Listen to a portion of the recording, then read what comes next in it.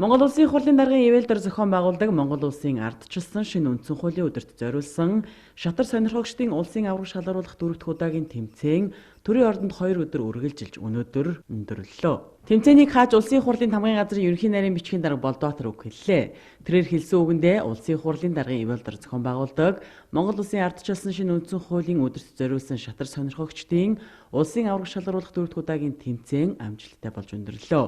Энэхүү тэмцээн жил ирэх тусам хүрээгээ тэлж ач холбогдол нь өндөрсөж байгаа. Энэ жилийн тэмцээний онцлог нь гадаад улс оронд ажиллаж амьдарч байгаа монгол иргэд маань өөрсдөө санаачлаг гаргаж тэмцээнд оролцсон гэдгийг онцолсон. 2 өдөр одоо манай 130 гаруй тамирчид маань бас өөрсдийнхөө оюун ухааныг уралдуулж үнэхээр одоо шатрын спортыг ямар байдгийг бол одоо олон нийт түмэндээ бас мэдрүүлээ гэж хэлж болно. Энэ тэмцээний явц suurийг бас сонирхсан хүмүүс байн бас манай вебсайт руу зочилж дүн ямар шиг байгаа юм, ямар тоглолт явагдаж байгаа гэдгийг бас харлаа. Энэ жил зохион байгуулж байгаа тэмцээнийг маань Монголын шатрын холбоо, Үндэсний шатрын холбоо хамтран зохион байгуулж явуулсанд би талархал илэрхийлье. За тэмцээн зохион байгуулж байгаа явцад маань бас бидний анх удаага энэ 8 өргөдөр онлайн нүүдлийг одоо хийж энэ хийсэн нүүдлүүд нь шууд одоо вебсайт дээр тавигдсанаар бас онцлог байсныг та бүхэн одоо анзаарсан баг.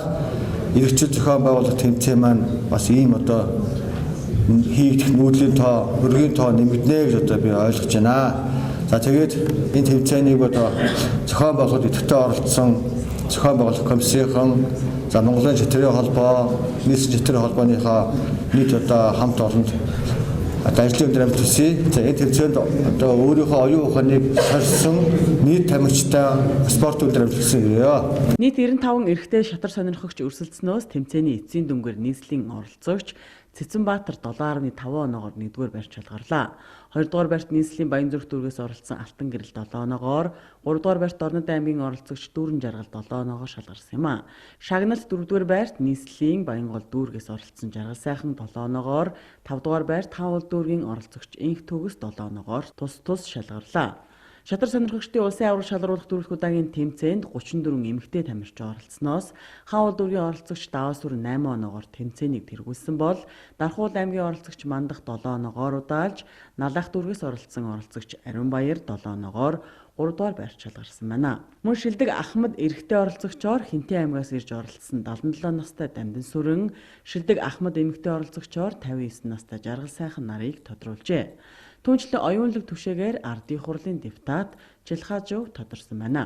Ардчилсан шинэ үндсэн хууль батлагдсны 24 жилийн өдөрт зориулан улсын хурлын даргын ивэлдэр улсын хэмжээнд зохион явуулсан шатар сонирхогчдын улсын авраг шалгаруулах тэмцээнд нийтдээ 4800 шатар сонирхогч хамрагдсан байна.